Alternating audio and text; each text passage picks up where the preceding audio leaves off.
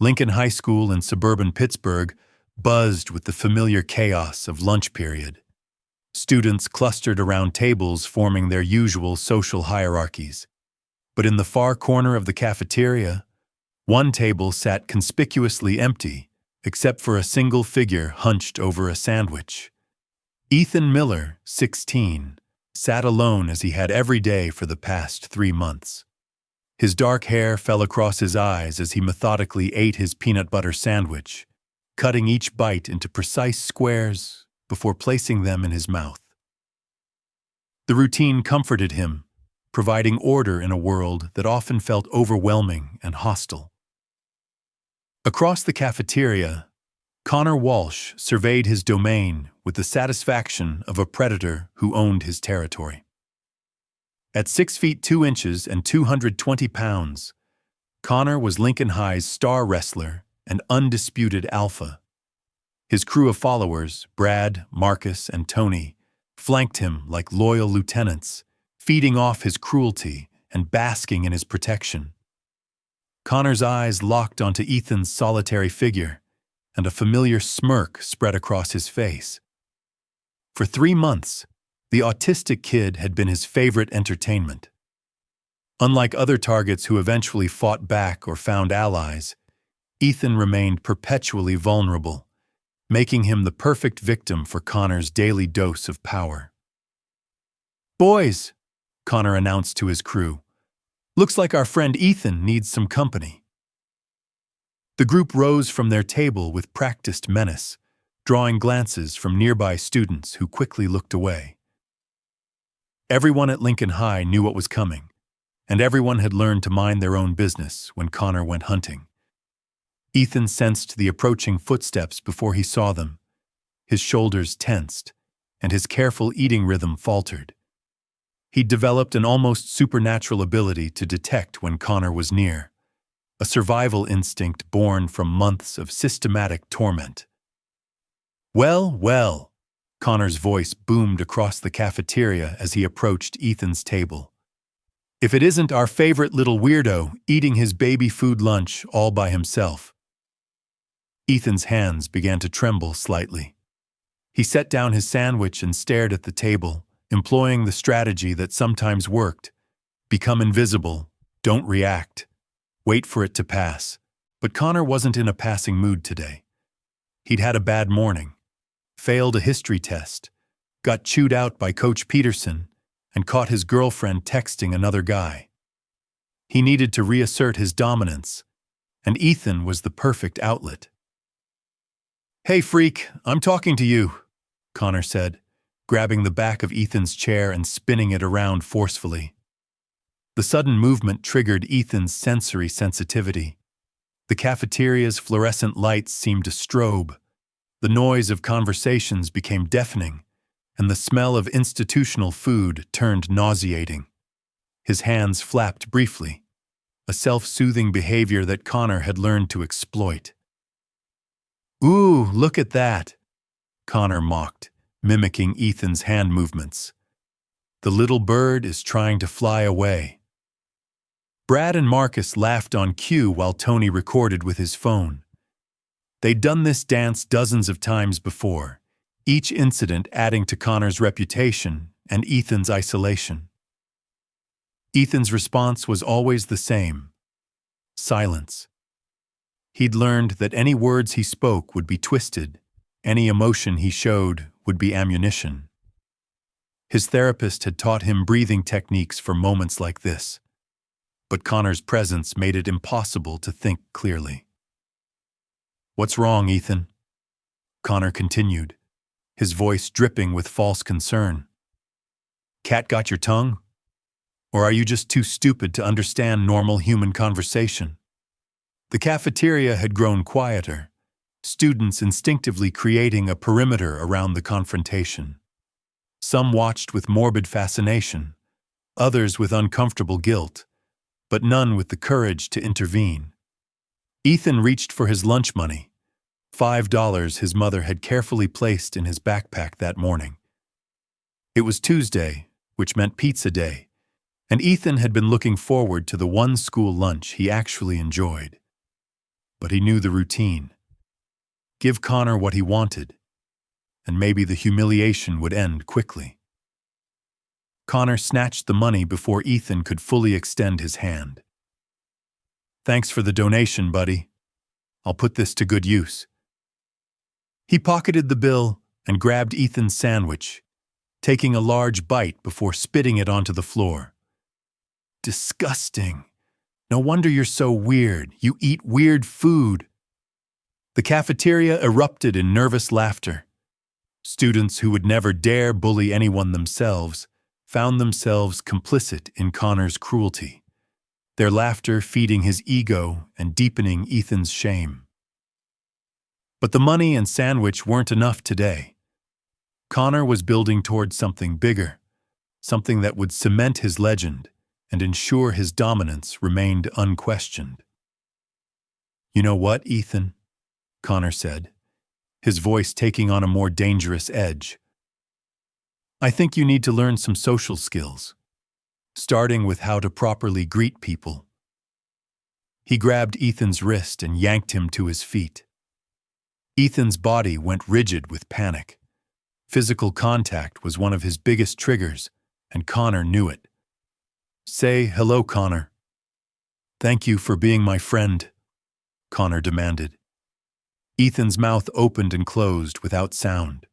The words were there, somewhere in his mind, but the pathway between thought and speech had been severed by overwhelming anxiety.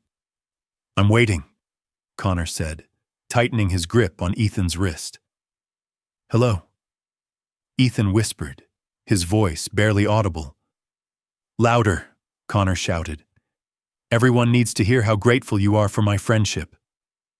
Hello, Connor, Ethan managed, each word a monumental effort. And thank you for being my friend. The cafeteria exploded in laughter and cruel applause. Connor basked in the attention, his chest swelling with pride. This was why he ruled Lincoln High, his willingness to do what others wouldn't, to push boundaries that separated the strong from the weak. But Connor's appetite for humiliation had only been whetted. As Ethan tried to sit back down, Connor blocked his path. Where do you think you're going? We're not done with our social lesson.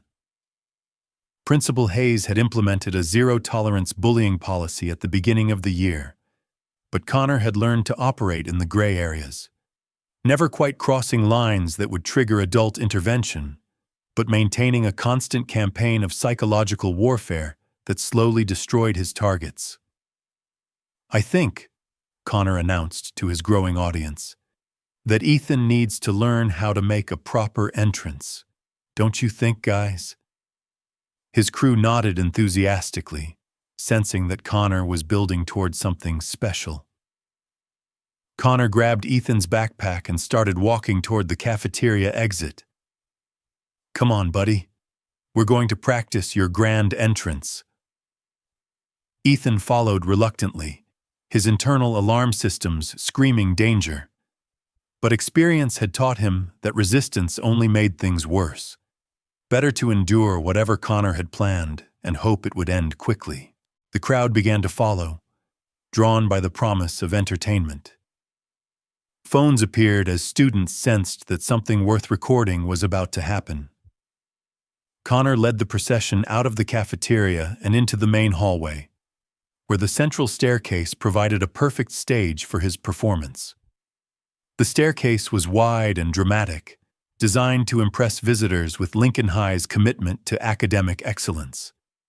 Today, it would serve a very different purpose.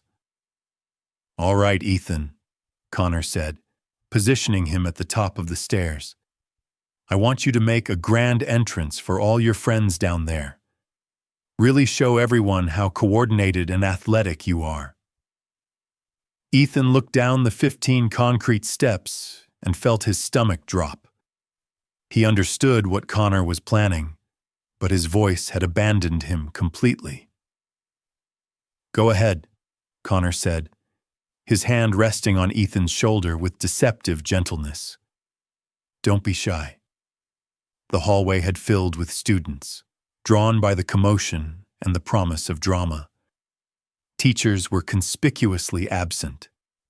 This was lunch period, and most were in the faculty lounge or their classrooms. Ethan shook his head slightly, the only resistance he could manage. "No?" Connor's voice carried mock surprise. "But Ethan, everyone's waiting for your big moment. Don't disappoint them." What happened next would be replayed on social media for weeks. Connor placed both hands on Ethan's back and shoved hard, sending the smaller boy tumbling down the concrete stairs in a tangle of limbs and backpack straps. Ethan hit the landing hard, his right shoulder absorbing most of the impact. Pain shot through his arm and ribs as he struggled to breathe. Around him, the hallway erupted in gasps, laughter, and the electronic clicks of phone cameras capturing his humiliation. Connor stood at the top of the stairs like a conquering hero, arms raised in victory. "And that's how you make an entrance, people." The crowd's reaction was mixed. Some laughed nervously, others looked uncomfortable, but all were transfixed by the raw display of power and cruelty. Ethan tried to push himself up, but his right arm wouldn't support his weight. Tears of pain and humiliation streamed down his face as he struggled to gather his scattered belongings with his left hand. And that's when everything changed. From across the hallway, a voice cut through the chaos like a blade through silk, deep, controlled, and carrying the unmistakable authority of someone accustomed to command. "What the hell do you think you're doing?"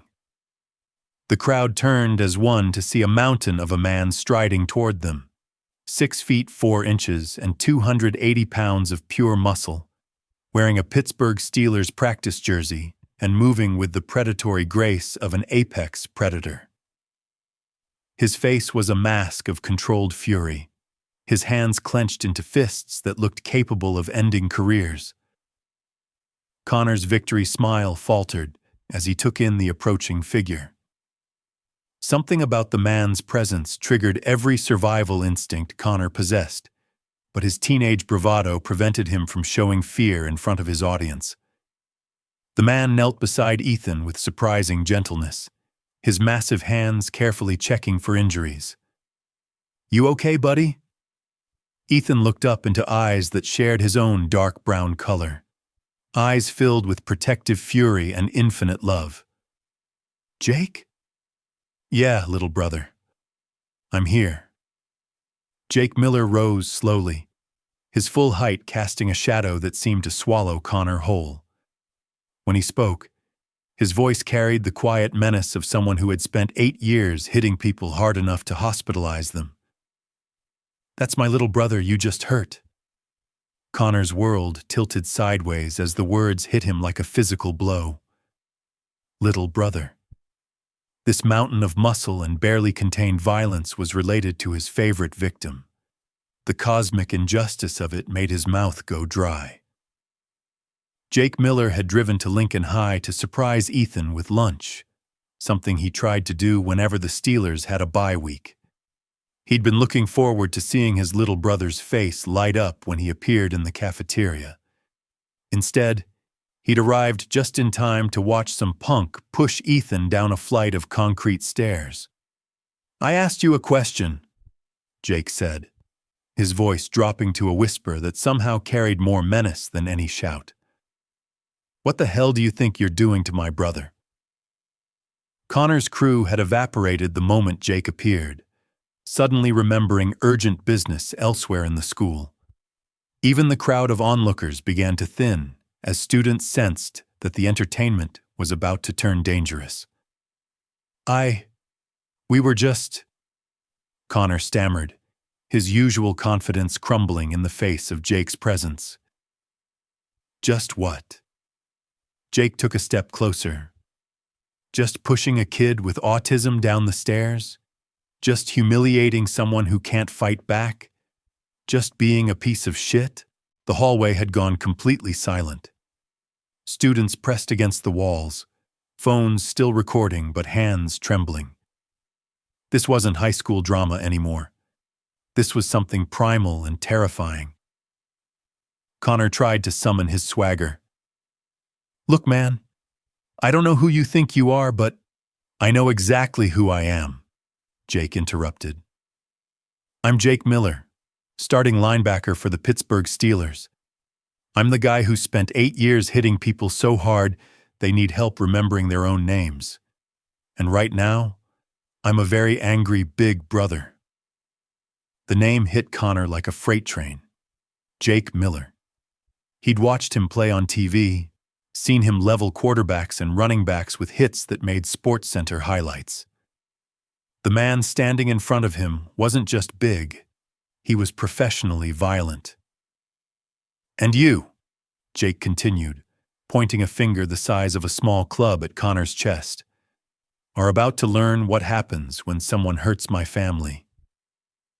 Connor's mouth opened and closed without sound. Every instinct screamed at him to run, but his legs wouldn't obey. He was trapped in the gaze of a predator, frozen like a deer in headlights.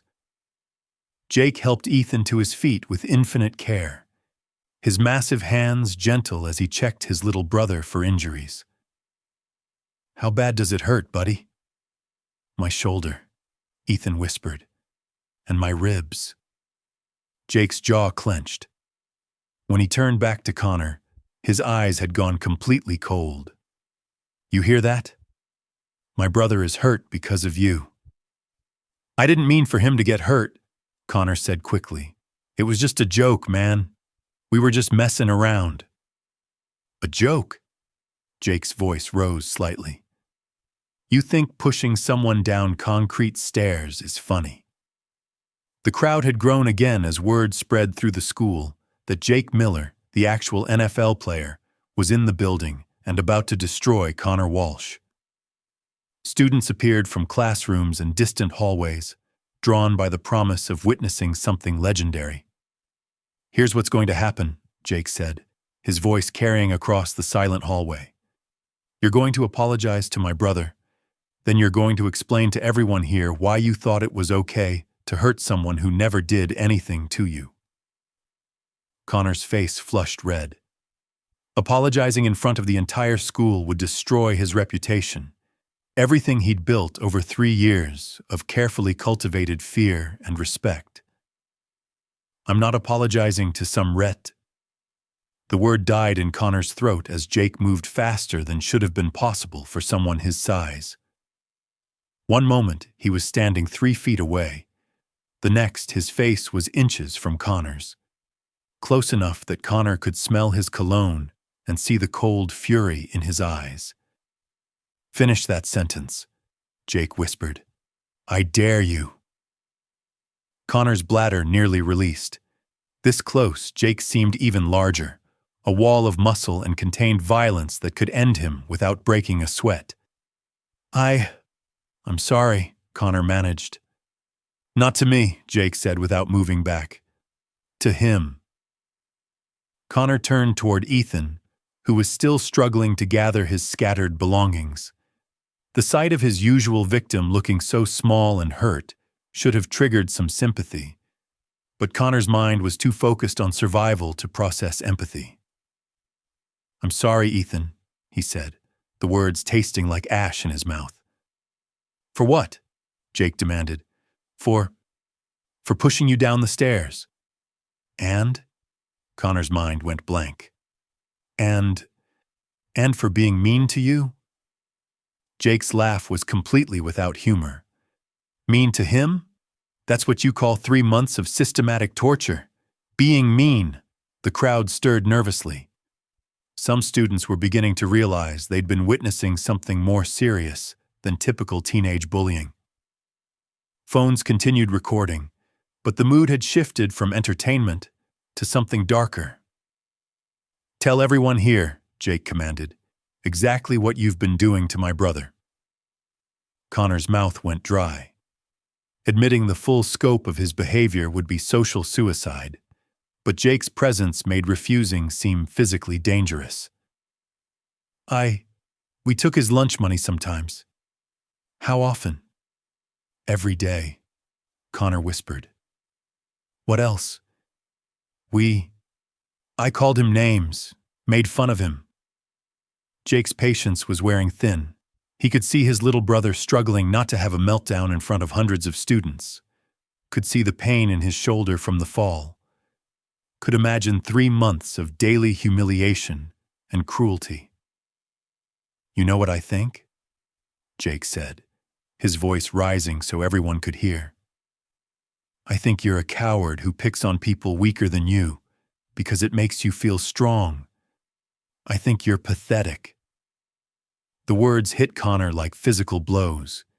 He'd spent 3 years building a reputation as Lincoln High's toughest student, and now it was crumbling in front of everyone who mattered. But here's the thing about bullies, Jake continued, beginning to circle Connor like a shark. They're only tough when they're picking on people who can't fight back. What happens when they meet someone their own size? Connor tried to back away, but found himself pressed against the stair railing. The crowd had formed a complete circle now, trapping him in the center with Jake. Please, Connor said quietly. I said I was sorry.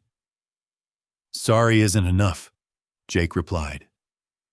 Sorry doesn't undo 3 months of torture.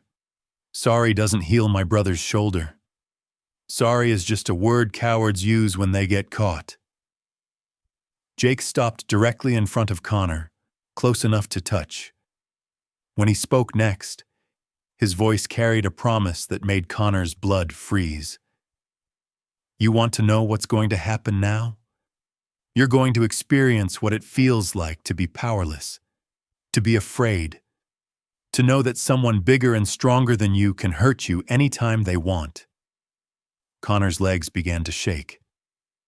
You can't touch me. There are witnesses. You'll get in trouble. Jake's smile was terrifying. Touch you? Who said anything about touching you? He pulled out his phone and began typing rapidly. Let's see. Connor Walsh, Lincoln High School, Pittsburgh, Pennsylvania, star wrestler, social media profiles public, parents listed as Robert and Linda Walsh of Oakmont. Connor's face went white. What are you doing? Research, Jake said simply. You see, Connor, I have 2.3 million followers on social media, teammates with millions more, friends in media who love human interest stories. And right now, I'm very interested in telling the world about you. Jake continued typing. Let's start with a simple post. Just met Connor Walsh at my little brother's school. He's been bullying kids with special needs for months, including pushing my brother down concrete stairs today. Real tough guy. Think that might get some attention? Connor realized with growing horror that Jake wasn't going to hit him. He was going to do something much worse. He was going to destroy his reputation on a national level. Wait, Connor said desperately. You can't post that. It'll ruin my life. Like you've been ruining my brother's life? But I'm just a kid. I made a mistake. Jake paused his typing and looked up. A mistake. One incident is a mistake. 3 months of systematic cruelty is a choice, a pattern, a deliberate campaign of torture against someone who never hurt you. The crowd pressed closer, sensing that the confrontation was building toward something unprecedented. This wasn't just about Connor anymore. It was about every bully in the school, every victim who'd never had anyone stand up for them.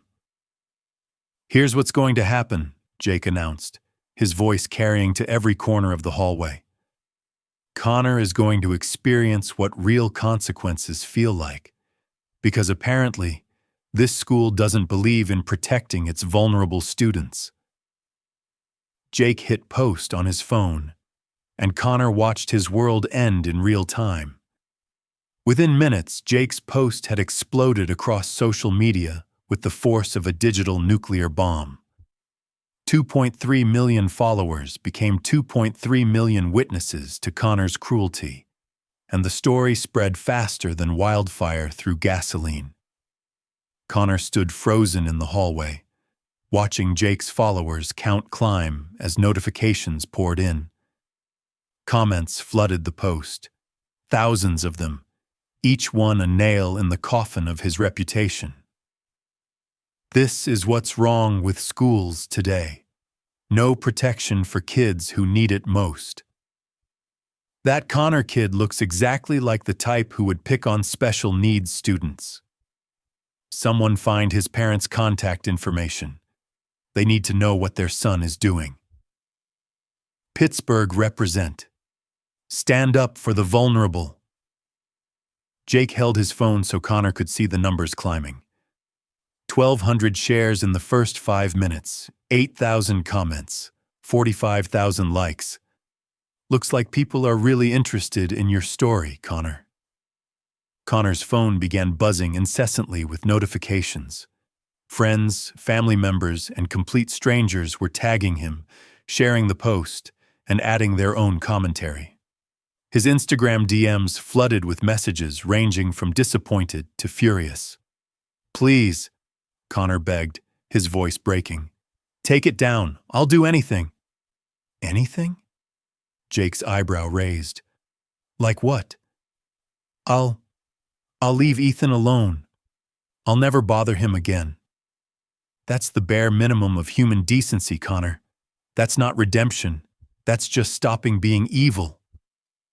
More notifications poured in. Local news stations were picking up the story. Sports blogs were sharing it. Justice for Ethan was beginning to trend on Twitter. Jake's phone rang.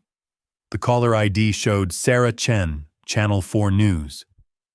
"Jake Miller speaking," he answered, putting the call on speaker for everyone to hear.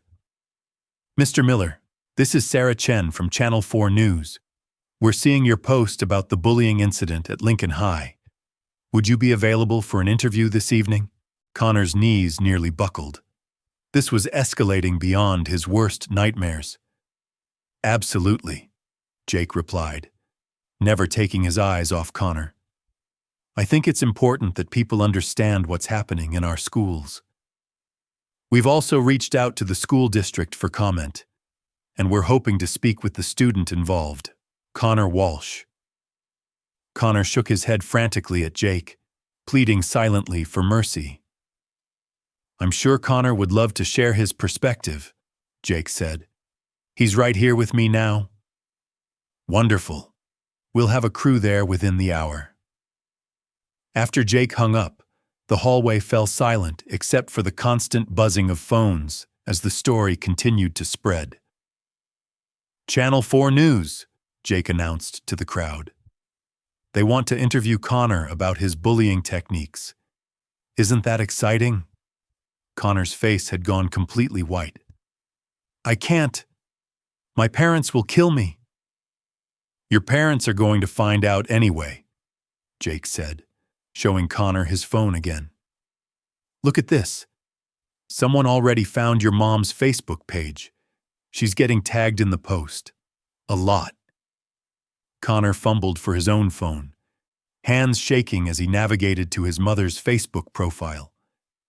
The notifications were overwhelming. Hundreds of tags, messages, and comments from strangers telling her what her son had been doing. One message stood out, posted publicly on her timeline. "Linda Walsh, your son Connor has been systematically bullying autistic children at Lincoln High School. Today he pushed a special needs boy down concrete stairs. You raised a monster." No, Connor muttered, frantically trying to delete comments and manage the flood of negative attention. "It's too late," Jake said simply. "Screenshots are forever. The internet doesn't forget." Jake's phone rang again. This time it was his agent. "Miller, what the hell is going on? ESPN wants a statement. The team's PR department is blowing up my phone. Just tell them the truth, Marcus. Someone hurt my little brother, and I'm making sure there are consequences." The league office called. They want to know if you're planning any physical retaliation. Jake looked directly at Connor. No physical retaliation necessary. Sometimes the most devastating hits don't involve contact. After hanging up, Jake turned to address the crowd that had grown to include half the school. "Let me tell you something about bullying," he announced, his voice carrying authority that made everyone listen. "It's not just kids being kids. It's not character building. It's psychological torture performed by cowards against people who can't defend themselves." Students shifted uncomfortably as Jake's words hit home. Many of them had witnessed Connor's behavior, some had laughed at it, and a few had participated in their own versions of it. "Every single person who watched this happen and did nothing is complicit," Jake continued. "Every laugh you gave him was encouragement. Every time you turned away instead of helping was a choice." The crowd began to thin as students recognized themselves in Jake's description. The entertainment value of watching Connor's destruction was being overshadowed by uncomfortable self-reflection. Connor's phone rang. The caller ID showed Dad. "Answer it," Jake commanded. With shaking hands, Connor accepted the call and put it on speaker. "Connor James Walsh." His father's voice boomed across the hallway. "What the hell is this about you bullying some special needs kid? I've got 20 people calling me, telling me my son is trending on Twitter for being a piece of shit. Dad, I can explain." "You can explain at home. Get your ass here right now. And you better pray I don't do something I'll regret when you walk through that door." The call ended, leaving Connor standing in stunned silence. "Sounds like Daddy's not happy," Jake observed. "But don't worry. You'll have plenty of time to think about your choices when you're grounded for the rest of high school." Jake's phone buzzed with a text from his teammate and close friend, Antonio Brown. "Saw your post. Want me to share it? Got 3 million followers who would love to hear about this punk." Jake showed the message to Connor. "Antonio wants to amplify the story. Should I tell him yes?" "Please," Connor whispered. "I get it. I understand. I'll never touch Ethan again." "That's not enough," Jake replied. "Understanding isn't enough. You need to feel what you put him through." Jake typed a response to Antonio. "Share away. This kid needs to learn that actions have consequences."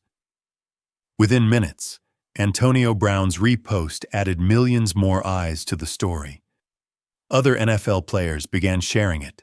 The hashtag #bullying has consequences started trending alongside #justice for Ethan. Connor watched his social media followers disappear in real time. Friends were unfriending him. Girls who used to flirt with him were posting disgusted reactions. His wrestling teammates were distancing themselves from the association.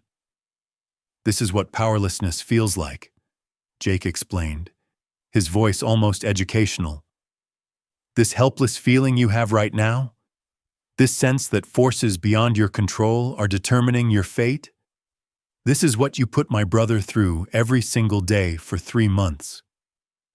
Connor tried one last desperate plea. "What if I make it right? What if I protect kids like Ethan from now on?"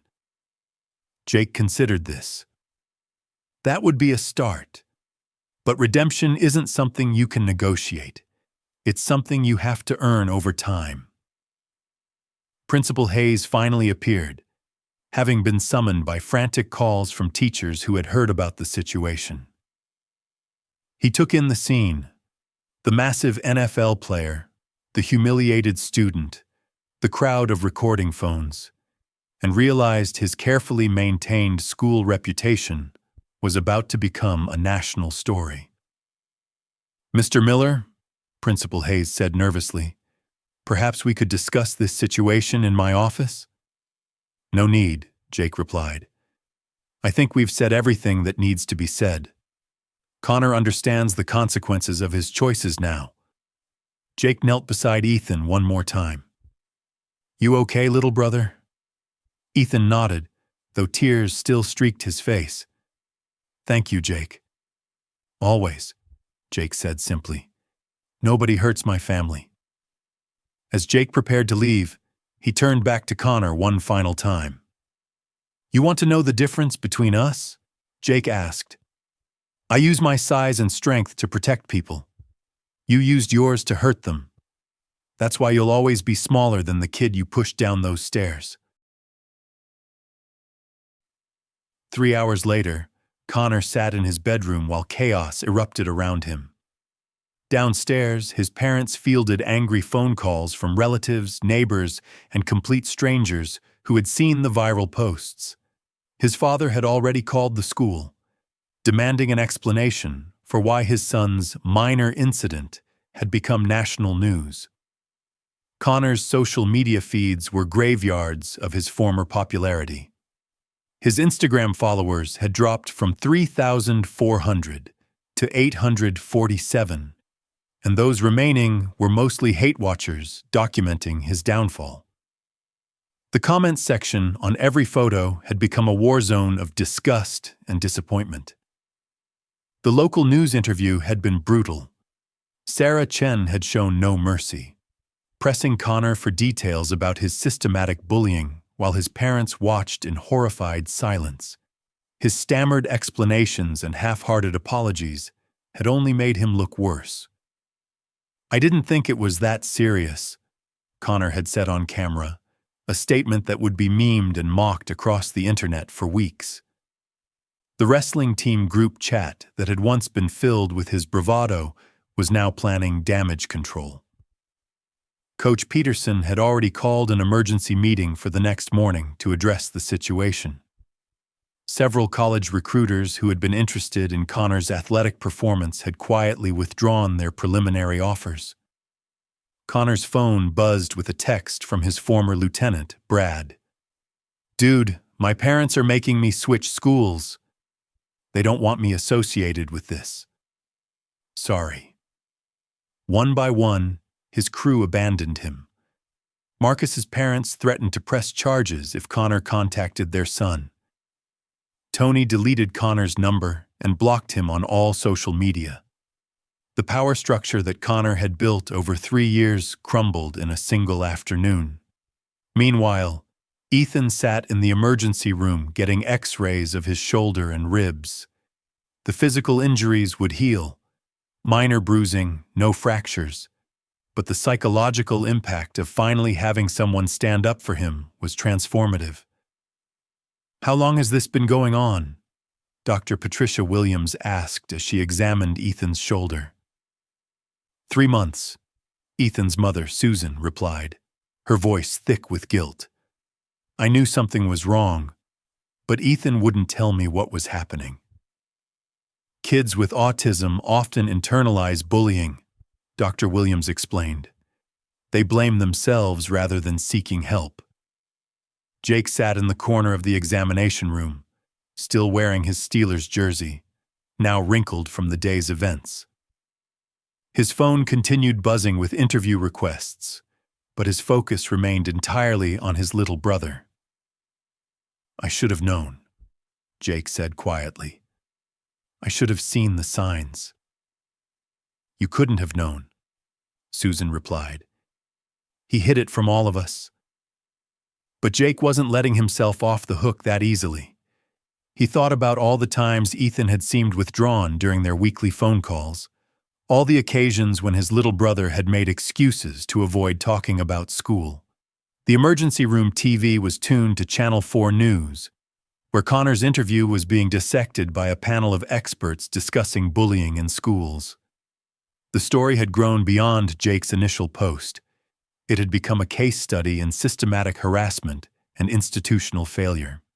The school's anti-bullying policy clearly failed this student, said Dr. Maria Rodriguez, a child psychologist appearing via video link. When a vulnerable student endures 3 months of daily torture without intervention, the system has broken down completely. Principal Hayes appeared on screen, sweating under studio lights as he tried to defend Lincoln High's response to bullying reports. "We take all allegations seriously," Hayes insisted. "But sometimes these situations are complex, and students don't always report." "This wasn't complex," interrupted the host. "Video evidence shows your student was pushed down concrete stairs in front of dozens of witnesses. How is that complex?" Jake watched the principal squirm and felt a grim satisfaction. The institutional protection that had allowed Connor to operate with impunity was finally being challenged. His phone rang. The caller ID showed Roger Goodell, NFL Commissioner. "Jake, I've been following the situation," Goodell's voice was carefully measured. "The league supports your actions, but we need to make sure this doesn't escalate beyond social media." "It won't escalate," Jake replied. The kid got the message. "Good. We're getting calls from anti-bullying organizations wanting to partner with you on awareness campaigns. Interested?" Jake looked at Ethan, who was listening to their conversation with growing amazement. His big brother wasn't just defending him, he was turning their experience into something that might help other kids. "Very interested," Jake said. After the call ended, Ethan spoke up for the first time since leaving school. "Jake?" "Yeah, buddy?" "Connor's really in trouble, isn't he?" Jake considered his answer carefully. Ethan's natural empathy sometimes made him feel sorry for his tormentors, even after they had hurt him. "He's experiencing consequences," Jake said. "That's different from trouble. Trouble is what you get when you accidentally break something. Consequences are what you get when you deliberately hurt people." "Will he forgive me?" The question broke Jake's heart. Even after months of abuse, Ethan was worried about his bully's feelings. "Buddy, you don't need forgiveness. You didn't do anything wrong. Connor needs to ask for forgiveness from you." "But everyone's mad at him because of me." "No," Jake said firmly. "Everyone's mad at him because of what he chose to do to you. The only person responsible for Connor's problems is Connor." Dr. Williams finished her examination and turned to address the family. "Physically, Ethan will be fine. Some bruising, minor soft tissue damage. But I'd recommend counseling to help process the psychological trauma of long-term bullying." As they prepared to leave the hospital, Jake's phone showed 47 missed calls and 312 unread messages. The story had taken on a life of its own, becoming a symbol of standing up for the vulnerable and holding bullies accountable. One message stood out from the rest. It was from Connor's mother, Linda Walsh. "Mr. Miller, I want you to know how sorry we are for what Connor did to your brother. We had no idea this was happening. We're getting Connor professional help, and we're committed to making sure he understands how wrong his behavior was. If there's anything we can do to make amends to Ethan, please let us know." Jake showed the message to Susan and Ethan. "At least his parents seem to get it," Susan observed. "Should we forgive him?" Ethan asked. Jake knelt down to meet his little brother's eyes. "Forgiveness is something you give when you're ready, not when someone asks for it, and it's okay if you're never ready. Some things are too big to forgive. But you always taught me to forgive people who hurt me." "This is different, buddy. This wasn't an accident or a misunderstanding. This was cruelty. You don't owe forgiveness to people who deliberately hurt you." As they drove home, Jake's phone buzzed with a notification that made him smile. The hashtag #, Ethan's Army was trending, with thousands of people sharing stories of overcoming bullying and standing up for vulnerable friends and family members. Connor Walsh had wanted to be famous at Lincoln High School. He'd achieved fame, all right, just not the kind he'd imagined. 6 months later. Connor Walsh transferred to a private school across town after the fall semester ended at Lincoln High. The viral humiliation had made his daily life unbearable. Teachers treated him with suspicious coldness. Students either avoided him or confronted him about his behavior, and his reputation preceded him everywhere he went. The mandatory counseling ordered by his parents had been painful but educational. Dr. Elizabeth Morgan, a specialist in adolescent behavioral issues, had forced Connor to confront the root causes of his need to dominate others. Bullying is often about powerlessness, Dr. Morgan had explained during one session. People who feel powerless in their own lives seek to control others as a way of feeling strong. Connor had resisted the introspection at first, but the social isolation forced him to confront uncomfortable truths about himself. He was the middle child between two high-achieving siblings, constantly struggling to find his own identity. Wrestling had given him physical confidence, but he'd used that confidence as a weapon rather than a shield. The counseling sessions had led to family therapy, where years of subtle pressure and unrealistic expectations were finally addressed. Connor's parents had unknowingly created an environment where their son felt he needed to prove his worth through dominance over others. At his new school, Connor kept his head down and his mouth shut. His reputation had followed him. The story was too big, too viral, too documented to escape. But instead of fighting it, he was learning to live with the consequences of his choices. Jake Miller had become the face of anti-bullying advocacy in professional sports. His partnership with the NFL's Character Counts initiative had led to school visits across the country, sharing Ethan's story and encouraging students to stand up for their vulnerable classmates. The Ethan Miller Foundation, established with Jake's endorsement money and donations from supporters, provided counseling and support services for students with autism and other special needs who were experiencing bullying. Ethan himself had become something of a celebrity at Lincoln High, though he remained uncomfortable with the attention. Students who had previously ignored him now went out of their way to include him in conversations and activities. Teachers checked on him regularly, and Principal Hayes had implemented new protocols for reporting and addressing bullying incidents. The transformation wasn't without challenges. Ethan still preferred eating lunch alone, still struggled with sensory overload in crowded hallways, still needed his structured routines to feel safe. But now he had allies, students who understood that different didn't mean lesser, teachers who recognized the signs of distress, and a school administration that had learned the cost of institutional indifference. On the 6-month anniversary of the incident, as it had come to be known at Lincoln High, Jake visited Ethan's school for a special assembly. The gym was packed with students, teachers, and media representatives documenting the ongoing impact of their story. 6 months ago, Jake told the assembled crowd, "Someone hurt my little brother because they thought he was weak.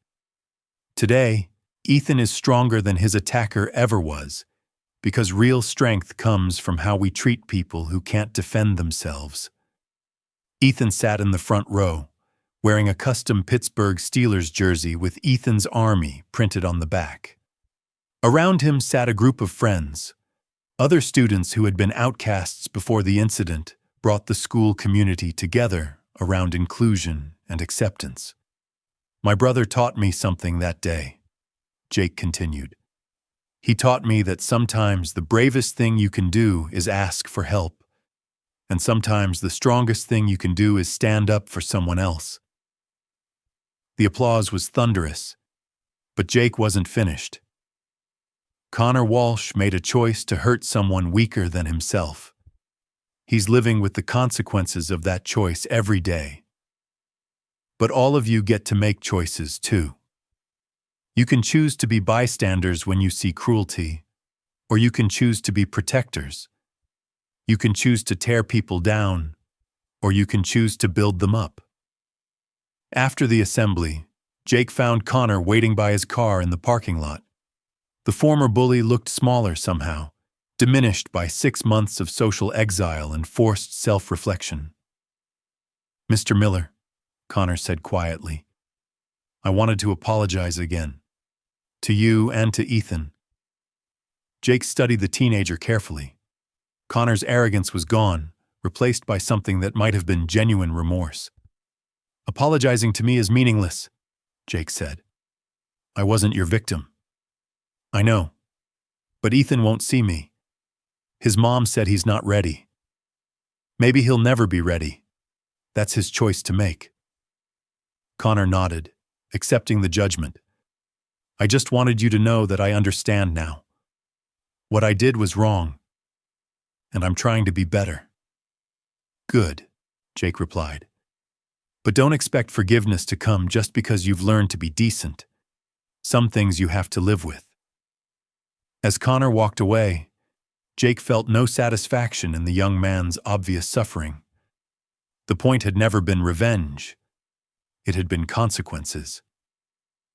Connor was learning that actions echo far beyond their immediate impact, that cruelty leaves scars that outlast the physical wounds. Jake's phone buzzed with a text from Ethan. "Thanks for coming today. Love you, big brother."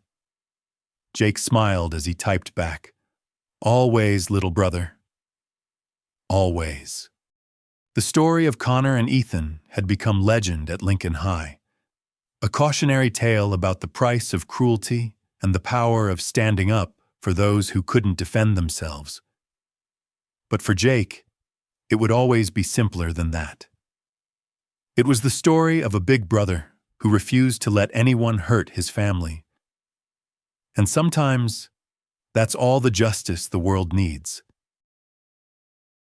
Have you ever witnessed someone stand up for a vulnerable person? Share your story in the comments below. If this story moved you, subscribe to Untold Legends. We believe that real strength comes from protecting those who need it most.